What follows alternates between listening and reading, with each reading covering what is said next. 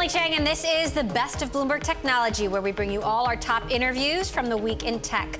Coming up, markets saw a big lift after Donald Trump won the White House, yet most of Silicon Valley lost the bet on the U.S. presidency. We'll map out how the industry is planning for the next 4 years. Plus, what a Trump presidency means for some key issues in tech, from global privacy and cybersecurity to U.S. immigration policy. And Chinese internet companies face a new reality after Donald Trump's surprise victory, and Alibaba has the most to lose. We'll hear from Alibaba President Mike Evans ahead. First to our lead and market reaction following the U.S. presidential election. We saw one of the biggest single-day reversals in stock market history. The Dow Jones Industrial Average ending Wednesday just shy of a record close. Yet a handful of tech stocks missed out on the rally. Amazon, Microsoft, and Facebook shares all dropped amid speculation of what a Trump presidency would mean for them. We broke it all down with Abe Lamba, an analyst at Mizuho Securities, as well as Bloomberg's global head of tech coverage, Brad Stone, and Keith Raboy of Khosla Ventures. Well, I don't think anybody really knows with any degree of confidence. Trump took very different positions all across the last 18 months, and anybody even close to him that tells you will admit that they don't know exactly what he really believes. So it's going to be an interesting 4 years. Obviously, the Republicans won at all levels in the government, and that's a little bit more predictable, like what the Republican congressmen stand for, what Republican senators will stand for, what Republican governors will do. So we should see less taxation, less regulation. Improvement in flexibility for tech startups basically is the highlight, because government constrains the innovation of technology, and there should be a degree of freedom that we haven't seen in a while. That said, a lot of uncertainty, especially around actual policy initiatives. Brad, of course, we know he feuded with Jeff Bezos, the CEO of Amazon, on Twitter. That's right, and he said he would block the AT&T Time Warner merger. I mean, the paradox is that he campaigned as a populist, but he's a Republican, and he has surrounded himself with pro-business Republicans like Jeff Sessions and Chris Christie. And so you don't know how much to take him on his campaign trail word. He said at one point that Apple needs to bring manufacturing back to the U.S., right? I mean, and these are things that really aren't even in the president's control. On the other hand, he's talked about repatriation for overseas capital. He's talked about lowering the corporate tax rate. And these are things that maybe Silicon Valley likes, so we'll have to see. Apple, interestingly, ended up the day actually slightly up. Abe, you actually wrote that Trump could be good for tech companies in the long term. Tell us what you mean. Not exactly in those terms, but what I meant was that if we get the tax repatriation, that helps a lot of the tech companies. If you look at it, you talked about Apple. Apple has more than $100 billion stashed away outside of the US. You look at tech companies, large tech companies, they've probably, I don't have the exact numbers, but probably have more than $1 trillion stashed outside of the US. So when that comes in, where does that go? Probably goes into investing in the business, but you can't invest that kind of money back into the business. It's going to probably go into buybacks. It's probably going to go into M&A. So there's going to be a lot of companies. We saw good pace of M&A this year that can accelerate next year as we get more money back into the country. You could get buybacks, which investors like, so that can help the stocks for some of the companies like that of Apple. You could get more dividends. So a lot of those activities can come out of these decisions. Now, while most of Silicon Valley doubled down on Hillary Clinton, there was somebody, Peter Thiel, who doubled down on Donald Trump. Take a listen to what Peter Thiel had to say about why he supported Donald Trump. Listen up. I certainly don't support, the specific language Trump has used in every instance. But I think, I think one thing that should be made distinguished here is that the media always is taking Trump literally. It never takes him seriously, but it always takes him literally. I think a lot of the voters who vote for Trump take Trump seriously, but not literally.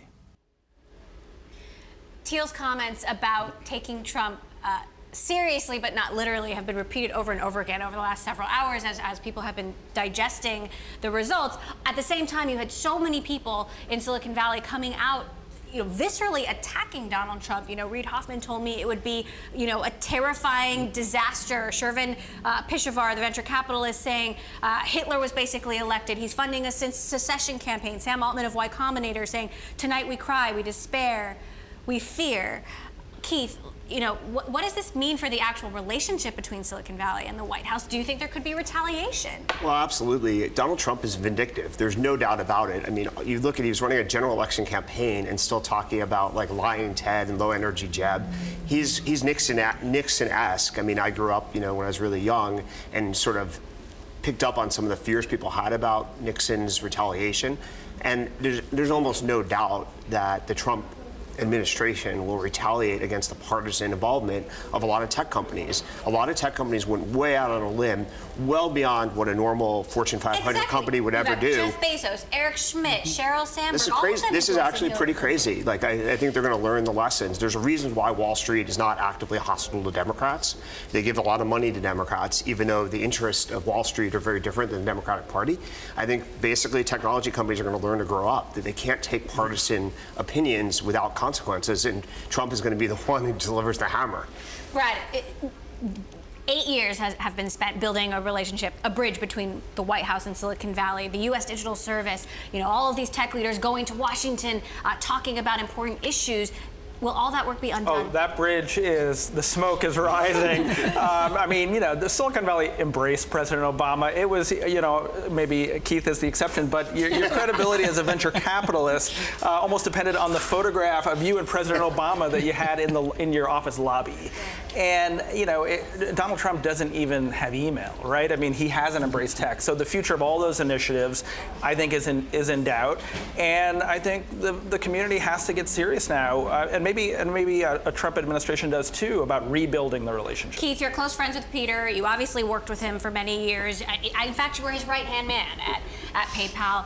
Does Peter Thiel become the center of a Silicon Valley White House connection? How does Peter Thiel, even though he has won here, rebuild the bridges between all, with all the people who despise the decision that he made? Well, I think now he's going to look like a genius. I mean, as I've always said, I've known Peter for 29 years. He's half brilliant, half crazy, and the art is discriminating between the two. He took an asymmetric bet, and it's going to pay significant dividends for him. I mean, I suspect he actually winds up going to Washington and winds up with a substantial appointment and a lot of power. He didn't see himself doing that, but yeah, I mean, you don't want to say that until you get nominated. Interesting. You think he could actually work for someone else? Yes, I mean, I think as chairman of the Fed, Treasury Secretary, those kind of positions would be very appealing, and I think he would accept them. And there's a lot of people who owe him a lot in Washington. Politics works that way. You take a bet, you take a controversial bet, and you get paid. Interesting. Abe, last question to you. What does this mean for jobs? Obviously, the tech industry has been blamed for eliminating jobs, building this future built on AI and robots where jobs are eliminated. Now Donald Trump is saying, coal miners, don't worry. What does it mean for jobs? Essentially, if you look at the tech companies, right, when you have jobs at the cutting edge of technology, they're still in the U.S. and they're going to remain here, and they're going to invest more in that. So that's where it all depends. I think tax relief on cash repatriation would be really good for the industry over here. Now, when you said I meant Trump was good for the tech industry or the market, I didn't mean it in that way. I just meant it. Can't make me sit next to Keith and have me say that I said it was good. But what I would say is that it was some of these decisions that are related to giving some tax relief, tax benefits to the country, can create jobs, and that would be good for the industry in general. That was Abe Lamba, an analyst at Mizuho Securities, Bloomberg Global Head of Tech, Brad Stone, and Keith Raboy of Khosla Ventures. Still to come, the presidential election sent record traffic through social media sites, but Facebook and Twitter have also been blamed for the rise of political divisiveness. Whose responsibility is it? More on that story ahead. Plus, after a presidential campaign filled with hacking and privacy concerns, what's to come under the leadership of Donald Trump? We'll talk global cybersecurity. This is Bloomberg.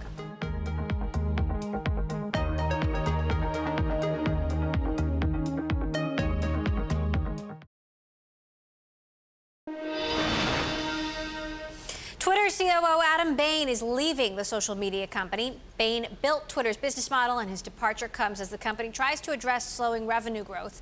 In a statement, Twitter says CFO Anthony Noto will shift to Bain's job, and that is now searching for a new finance chief. Twitter's ad growth has slowed in recent quarters, hampered by the site's stagnant user numbers. Now back to the U.S. election. Turns out one of the biggest losers of the campaign was polling. Almost all the pollsters, political insiders, predictive models had Hillary Clinton strolling into the White House. Popular polling sites like Nate Silver's 538 showed Clinton with a 73% chance of taking it all, and that was one of the more conservative assessments. So how did big data get it so wrong? Khosla Ventures' Keith Raboy joined us, as well as Reddit CEO Steve Huffman and CrowdPack's Steve Hilton, who was the former policy director for UK Prime Minister David Cameron. There are two types of big failure on the data front in this election. First of all, in the polling.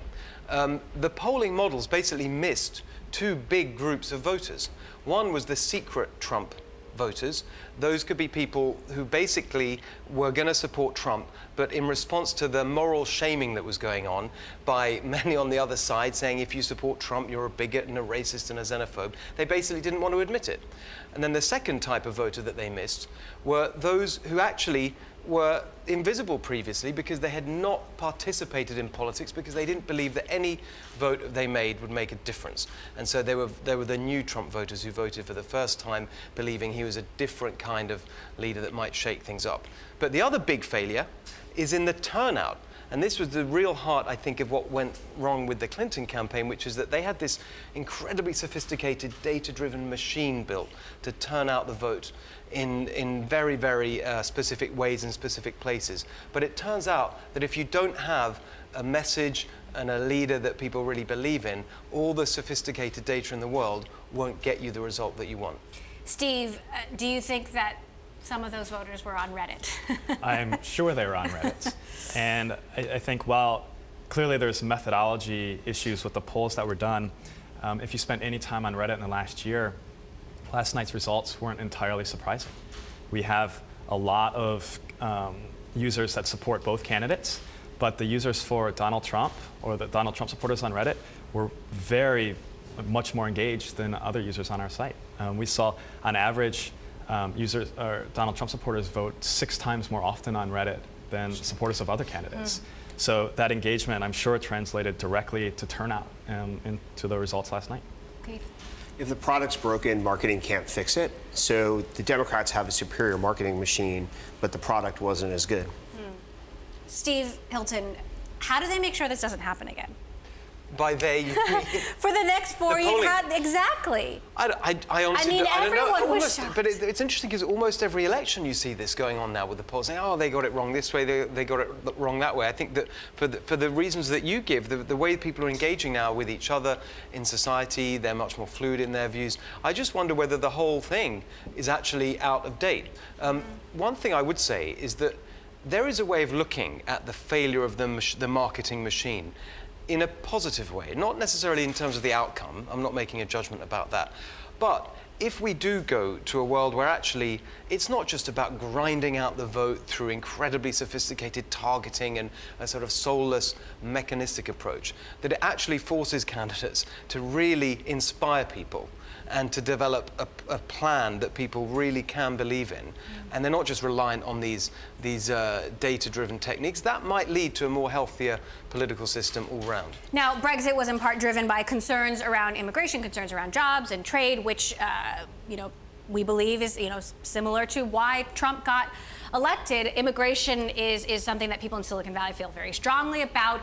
Google, Tesla, Elon Musk, these are huge companies that were created by immigrants. What do we think the election of Donald Trump actually means for immigration and the impact that will have on Silicon Valley? So I have a sort of contrarian view here. I believe actually the election will cause more immigration and a relaxation of immigration. So if you go back about a decade ago, there was a lot of consensus in DC to increase the amount of skilled immigration to the United States. So allow anybody who has like a PhD, anybody who has a technical degree to immigrate pretty freely from all around the world here. And then for a variety of political reasons that may or may not make sense, the Democrats, Obama particularly, linked it to immigration from Mexico under what's called comprehensive immigration reform. And I think what you're going to see is those two policies resplit back apart. And so the Republicans in Congress will pass bills that allow people who have skilled degrees to immigrate freely to the United States. And then there's going to be a more controversial discussion about what to do about immigrants from low-skilled countries. But hasn't Trump said he wants to end the H-1B visa program, which allows skilled workers to come in? And what would that mean for a company like Reddit, which, you know, obviously you've got a lot of engineers from other countries? It's true. You know, one of the dimensions on which we compete with other companies is on talent. And so that means we need access to the best talent there exists in the world. And we've lost candidates because of the H-1B process. So I know it's complex now. I hope Keith is right, because that's an area where we always need to do better. Steve, what are your thoughts on this as someone who worked in the UK for many years? Yeah, I mean, look, this is from a policy point of view, this is something that we wrestle with, because the impact of high levels of low-skilled immigration on working people is really tough. And that's really a serious thing that you can't just ignore and sweep aside, because it benefits particular parts of the economy where it's not a problem. So I think getting that balance right will be something that they have to strike. But I think that I've heard him talk about things like, for example, the craziness of educating people at universities like Stanford and then exporting them to other countries instead of building their businesses here. I've heard Trump say that. So I think that while it's not at all clear exactly the direction that's going to be taken, I think there are grounds for optimism. We kept the conversation going with Reddit CEO Steve Huffman and Khosla Ventures' Keith Raboy and got their take on the role social media played in the U.S. presidential election. Take a listen. What technology does and has done for 30 years is remove the role of gatekeepers and intermediaries. This is from travel and eliminating travel agents to eliminating other third parties that get in the way. And now media doesn't have the role where it can screen and filter, because people are going to talk to each other directly, whether they do it on Reddit or on Twitter. And that's going to change the conversation, because the people who used to control the conversation and structure the conversation and decide what was in and out of bounds don't exist anymore. And that's going to fundamentally change the rules of the road, the kinds of policy debates, the people that participate in politics, and the people who win. This isn't unusual. When I was in history class growing up, we would talk about the Nixon-Kennedy debate in 1960 and how Kennedy probably won the election because Nixon was sweating too much during a debate, which is a ridiculous way to choose a president.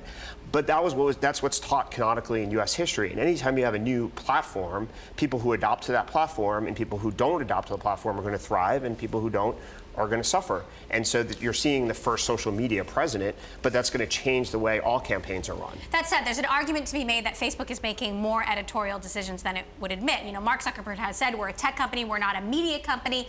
But I saw one article today that said Facebook is harming our democracy and they should admit it. You know, if you think about the fact that so much of the news that we're reading we see via Facebook, and that Facebook prioritizes that information, yes, based on an algorithm built by humans and shows us things that people are engaging most with, sometimes those things are clickbaity, are misinformed, are plain wrong or inaccurate, and that's what people are watching and reading, unfortunately, on Facebook.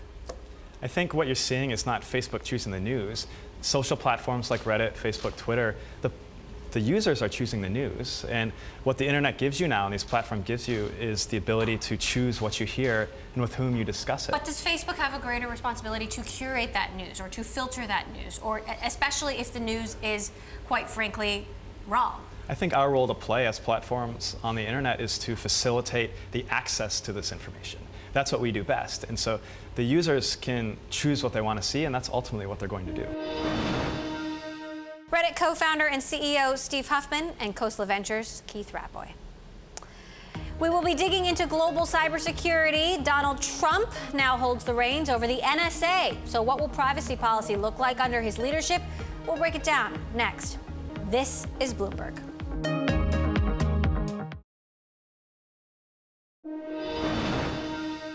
GoPro shares tumbled as much as 10% in Wednesday trading after the company said it is recalling about 2,500 of its new Karma drones. A small number of the new devices have been losing their power mid-flight.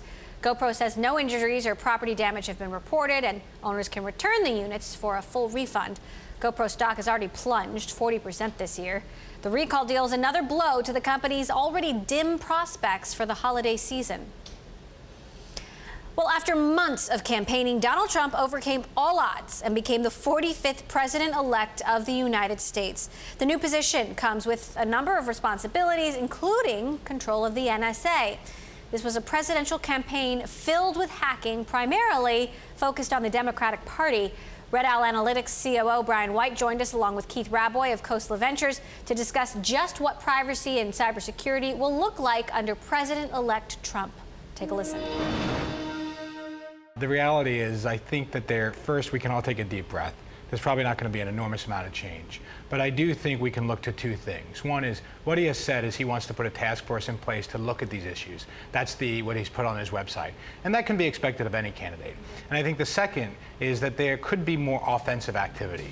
And that is probably the one that we need to watch closely, because particularly post-Russia, which I know you're going to bring up at some point, is that there have been some retaliations of late. At least that's been reported in the press.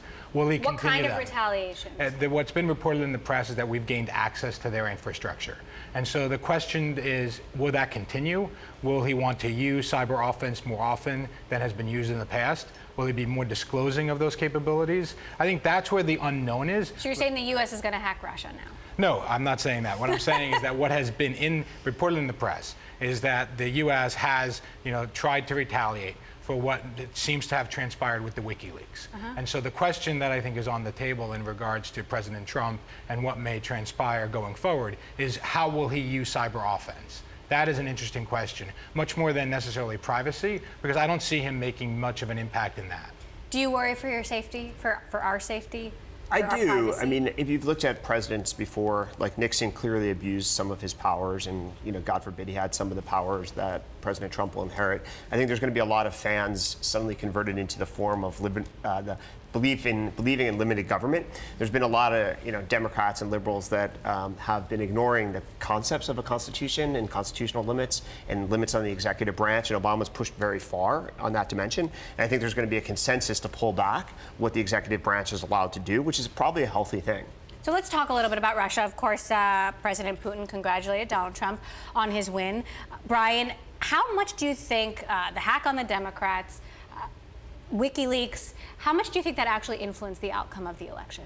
I mean, I'll leave that to the political prognosticators. What I'll stick on is security. What was interesting about it, as General Hayden has noted, is the fact that it looks like a foreign intelligence service went ahead and partnered with an organization such as WikiLeaks to disclose the information. And got away with it thus far. Appears that way. Or accomplished what they had hoped. Well, I mean, I think that is where the speculation comes in, which will lead to the prognosticators. What we should focus on is what that means going forward. And I think that's partly what we'll continue to see, which is cyber will be used increasingly as a tool. We already know it is a tool of economic espionage. We already know that people are being targeted inside organizations to take sensitive data, because the reality is that somebody that is internal has access. And that's what we saw with the John Podesta leaks, is they were gaining information there, and they knew who to target, they knew how to target. What we really saw there is that can happen more and more. The U.S. relationship with Russia has been incredibly tense. Keith, what do you make of a potentially friendlier future? What does that really mean for us? Well, I'm not sure being friends with Russia under the current leadership is a good idea. He'll probably be accused of being Mitt Romney in 2012.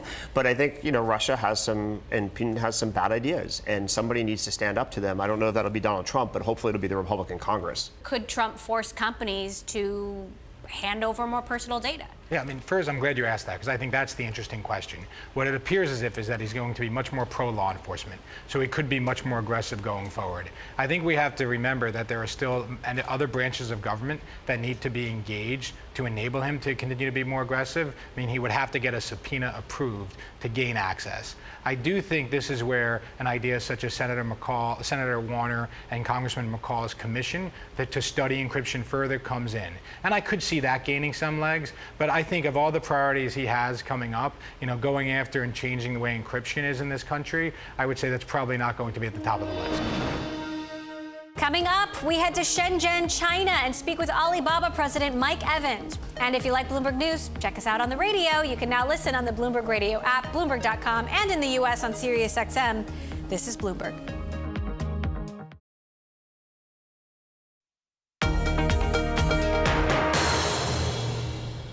Welcome back to the best of Bloomberg Technology. I'm Emily Chang. This week, Alibaba held its annual Singles Day Shop-a-thon, a 24-hour spending blitz that dwarfs Black Friday and Cyber Monday in the U.S. The event has become somewhat of a barometer of Chinese consumer sentiment, offering clues on the health of the Chinese economy and its largest online retailer. And investors took notice. We caught up with Alibaba President Mike Evans live from Shenzhen, China, as the action was underway. Take a listen. Well, it's highly unlikely that we'll continue to grow at 60% each year because the absolute number is becoming so large that would be very, very difficult to do. But as you can see, we're at least 30+% higher than we were last year, and it looks like we'll end up somewhere between $17 and $18 billion of total GMV. Bear in mind that that's against a 9% depreciation in the renminbi, so that takes quite a lot out of the dollar number. So it'll be more like 33 or 34% from a renminbi standpoint. But the real opportunity is that we're only today penetrating about 10% of the China retail market online, and so there's huge potential growth in that China market, together with everything that we're planning to do as part of our globalization initiative. So we see substantial further opportunity for growth in the future. Now, Mike, President-elect Trump has said he's going to end trade agreements around the world. Alibaba Chair Joe Tsai has urged him not to adopt an isolationist doctrine. You worked at Goldman Sachs for so many years. You travel the world. What would a Trump presidency and some of these policies he is indicating, what would that mean for Alibaba and for China? Look, I approach this from a fairly pragmatic standpoint. China's a great country. The United States is a great country. That's speaking as a Canadian, as not a citizen or a resident of either. The most important thing is that these are the two largest economies in the world. And for them to work together is what will be necessary, not only for the benefit of the two countries, but for the rest of the world. And I am highly confident that that's the direction that both countries will head. That said, Bloomberg reported that Trump's trade policies might pose the biggest threat to Alibaba of all the Chinese tech giants. I mean, how would Alibaba respond to potential trade tariffs, sanctions, even in a very extreme case, a trade war? Well, remember, Emily, that the way that we're currently set up is that we don't actually sell that much product into the United States. But if you want to know who the #1 beneficiary is of 11/11 and our global shopping festival this year, the U.S. has the largest number of brands that are selling products to the Chinese consumer and to other consumers around the world. #1, ahead of all other countries. It's hard for me to understand or hard for me to imagine a reason why we wouldn't want that to continue. It's great for brands. It's great for retailers like Macy's and Costco. It's fantastic for job creation, wealth creation, and all the things that Trump and many presidents are focused on. Now, the SEC has been looking into Singles Day data that you reported last year. How are you changing your accounting practices as a result of that?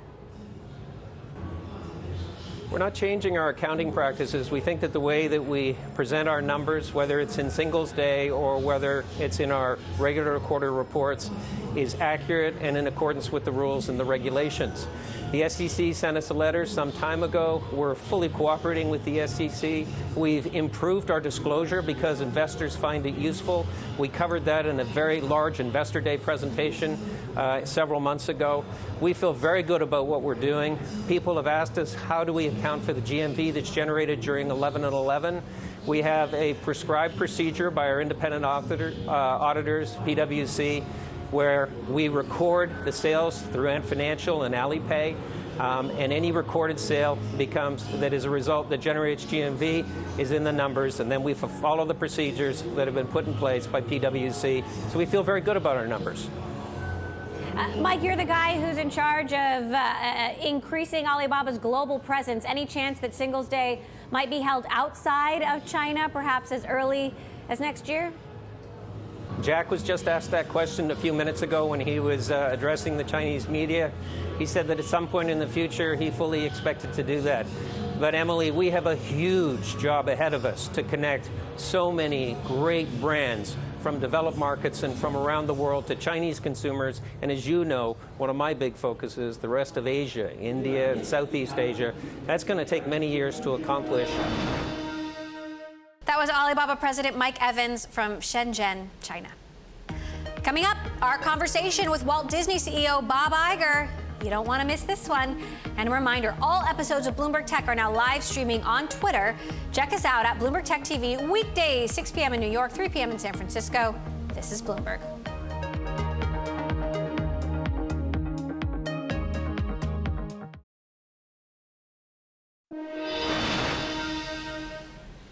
Walt Disney came out with earnings on Thursday. The company's been facing pressure on the revenue front and its ESPN subscriber numbers.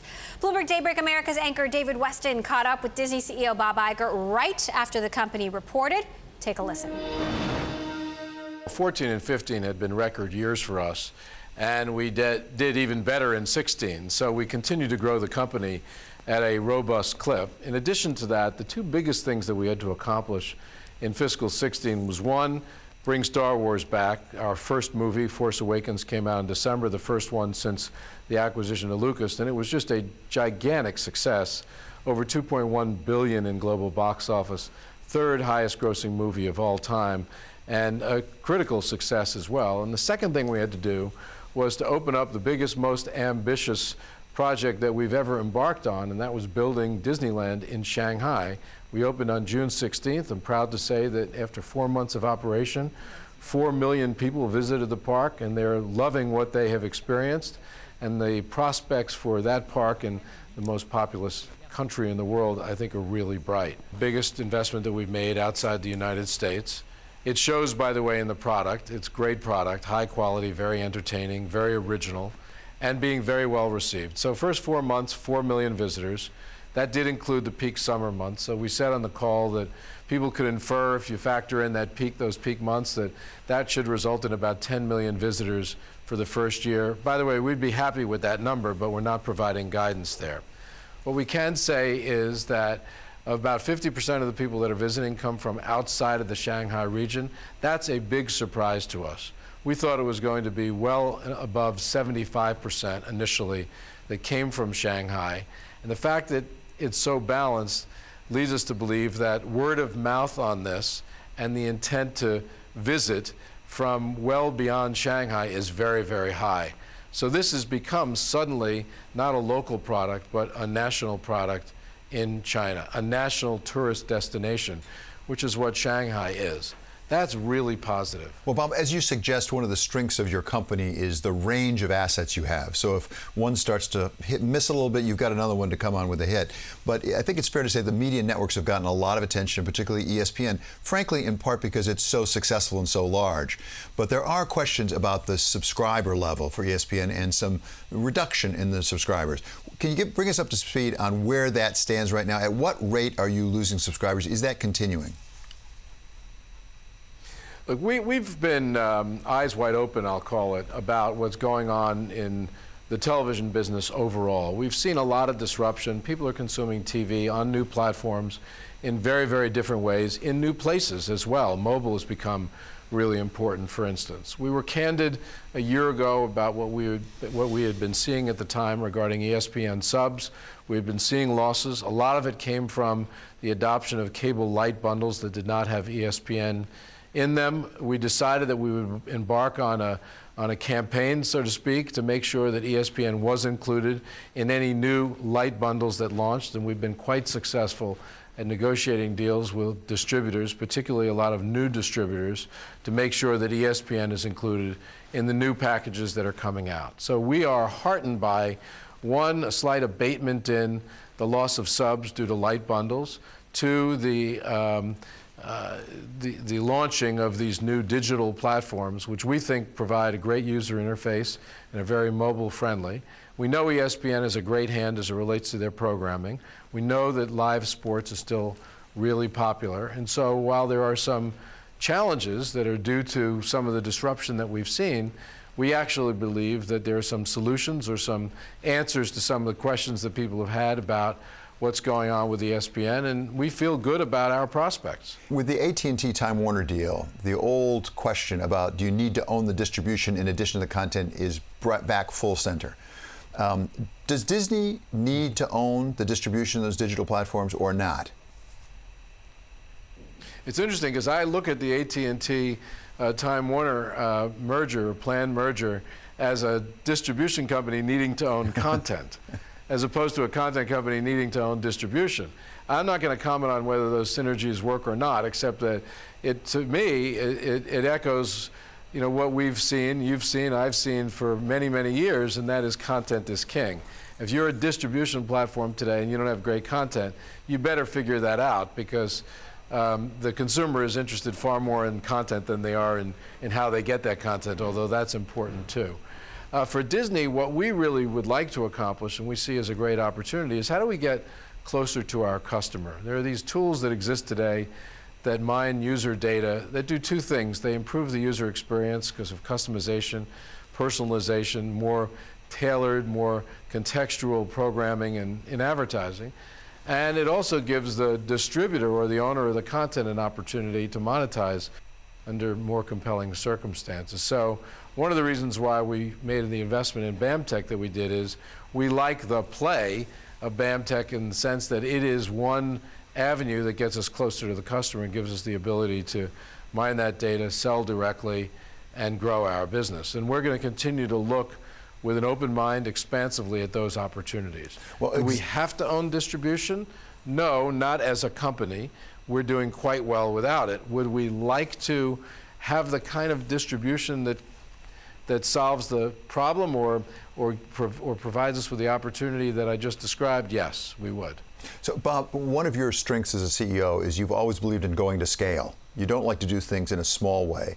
You mentioned the BAMTech investment. It's $1 billion, and it's a substantial company.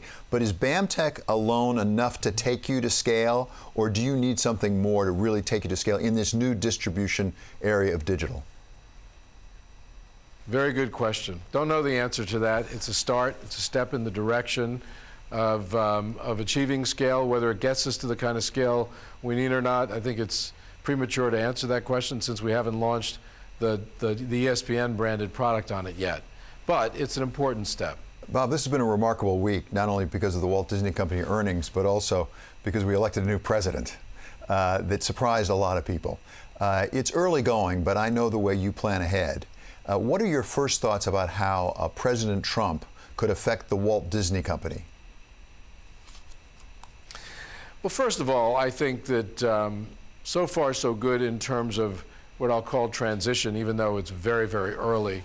I think both the president-elect, I was going to say the candidate, he's no longer the candidate, president-elect and President Obama have approached this really smartly. Be cordial, be open, understand that the most important thing here is America, not one party or another, not one ideology or another. And so let's be gentlemen about it, and that's what they're doing. That's great for the country. For the country to see that, it just instills confidence in our country and faith that the future is good, even if your ideology is not necessarily represented in the next president of the United States. So I like what I've seen so far, and I think the country's reacting well to it. You're a student of the media. I mean, you've lived your entire professional career in the media. You know it and you love it. It's not too soon, I think, to start asking ourselves the question of the role of the media in this election. I mean, it strikes me that this is a very different media than was in existence even 4 years ago, certainly 8 years ago. And certainly Donald Trump took full advantage of that, both in terms of being able to get access, particularly on the cable channels, but also in social media. Is the media starting to think about its role in future elections and what role it should be playing as the fourth estate? There's a lot of hand-wringing about the media this week and its role in the election. And I think that hand-wringing is missing the point. And the point it's missing is that the media today doesn't look anything like the media of yesterday. We're living in a world where the sheer definition of media, and I'm talking about not the definition of what the industry creates, but the definition that the people create, is extremely different than what it used to be. How we get our news, what we consider news, how information travels, how fast it travels, it's vastly different. So I would argue that the media actually played a positive role in this campaign in the sense that it was ever present, which media is today. It was sort of eyes on, cameras on, voices about everything that went on. Everything was exposed. Everything was subject to scrutiny by the new media. That can't be a bad thing. Now, did the media get it right in terms of predicting the outcome?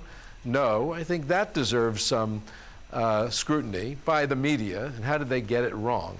But I don't think the manner in which the campaign was covered is necessarily something that deserves criticism. You know, you can always be reflective about it. That's fine. I think there's nothing harmful about that. But what is media today? It doesn't look anything like it did certainly 5 years ago, 10 years ago, when I started my career at ABC 42 years ago.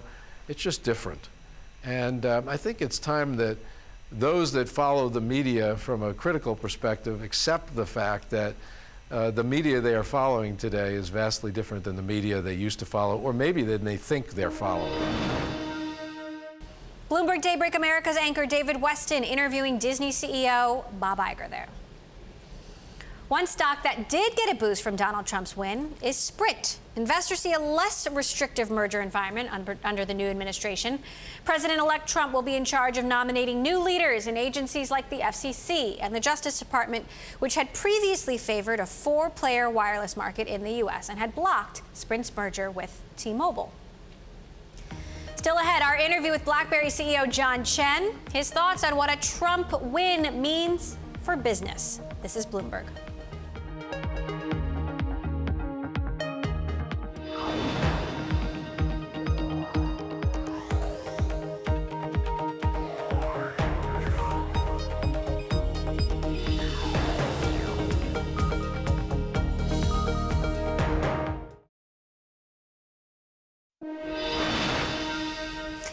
The alternative energy industry saw a drop this week after the election of Donald Trump.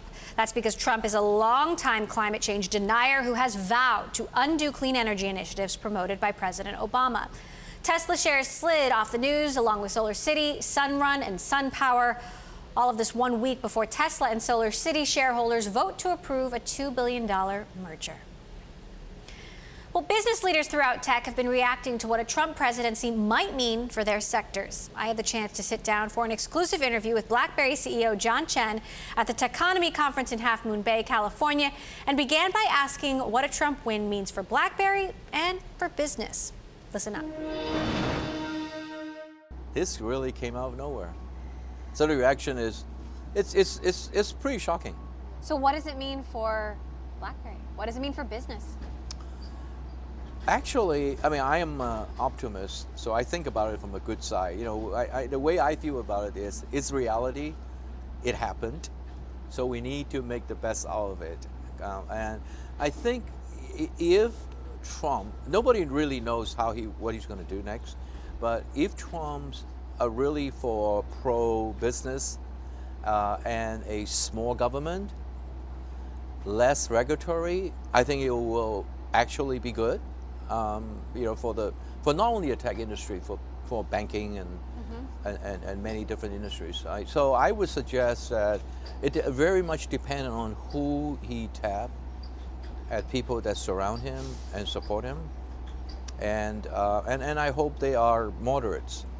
Now, I know you're a registered Republican. You worked with President Bush for a time. You said a few months ago you're an immigrant and you don't know if you could vote for Trump. What did you decide to do in the end? Who did you vote for? I'm not going to tell anybody what I did, now, given the sensitivity of that. But I remain truthful to the fact that I think being immigrant, it was problematic.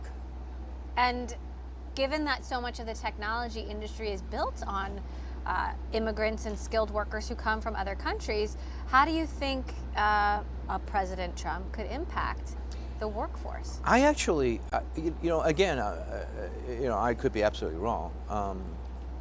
I think his position are more deal-driven, and the reason why the H-1B visa issues had never cleared the Congress is because everybody at Washington wants to kind of link this to this legalize the illegal immigrant issues. So it never got through the voting process. And Trump said he'll end the H-1B. Well,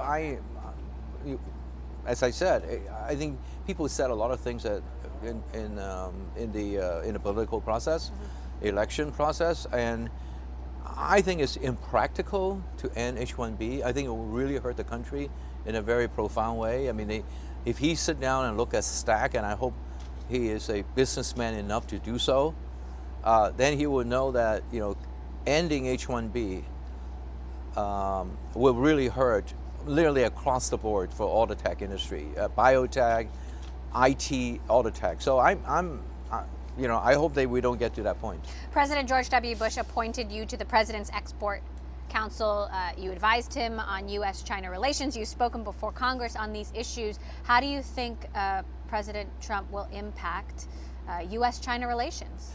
Oh, that's an interesting thing. I think the beginning will be rocky. I also do believe that it gives an opportunity to restart a different type of narrative and a dialogue. It might not be as bad at the end because, you know, we've been running the same framework with U.S.-China. We call it containment. They call it containment, and we call it differently.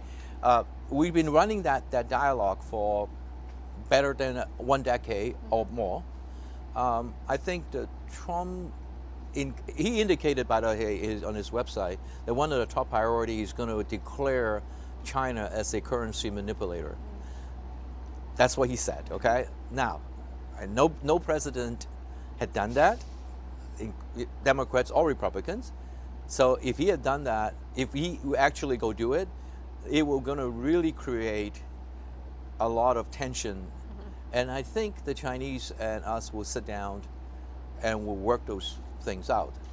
At the end of that, it might surprise all of us that it might be, quote unquote, a better deal for both ends. So I'm again, I hope I'm not overly optimistic. In what way could it be a better deal? Well, I mean, China we do have a problem in opening and broadening our reach in a Chinese market, for example. In fact, it's starting to go back the old way of being more protective.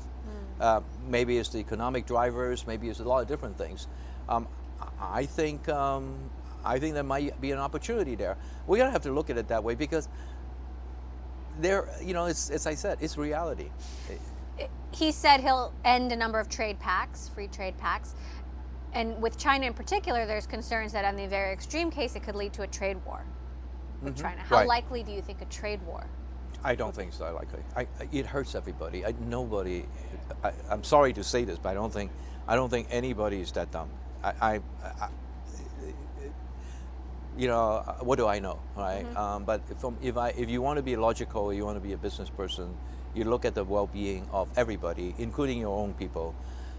Ending trade war in a globalized systems that way we have today, it is absolutely devastating, to say the least. It will put the whole world into a recession that probably is going to be very hard to get out. You know, we don't have any more weapons left. You know, the ease of funds and all that, they're done. We got deflationary mood in most other places. There's no growth around the world. Starting a trade war right now is the worst time that could possibly happen. My exclusive interview with BlackBerry Chairman and CEO John Chen there. And that does it for this edition of the Best of Bloomberg Technology. We will bring you all the latest in tech throughout the week. And remember, tune in for our latest episode of Bloomberg Studio 1.0. YouTube CEO Susan Wojcicki joins us, just as YouTube passes its 10-year mark of Google's $1.65 billion acquisition. This is Bloomberg.